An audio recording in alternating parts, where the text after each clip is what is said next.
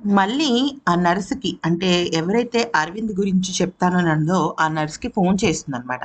Phone చేస్తే అప్పుడు nurse అంటుంది, "నేనే మీకు ఫోన్ చేద్దాం అనుకుంటున్నానండి.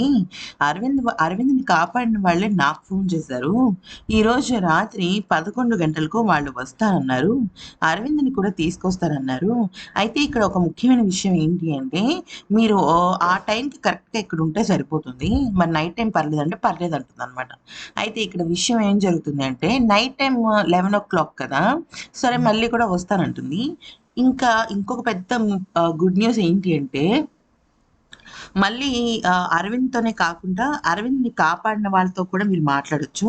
అప్పుడు మీకు అరవింద్‌ని ఎందుకు ఎవరు అలా చేశారు?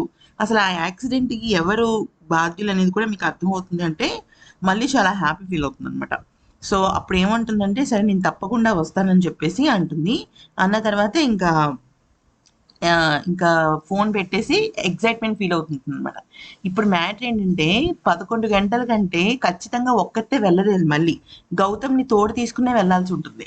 గౌతమ్‌ని తోడు తీసుకొని వెళ్తే ఖచ్చితంగా అరవింద్ విషయంలో మళ్ళీ ఆశల మీద నీళ్లు జడుతాడు గౌతమ్. ఎందుకంటే అరవింద్‌నిను, మల్లిని కలపడం గౌతమ్‌కి ఇష్టం లేదు కదా! అది సంగతి. ఈ వీడియో గనుక నచ్చితే లైక్ చేసి సబ్స్క్రైబ్ చేసుకోండి.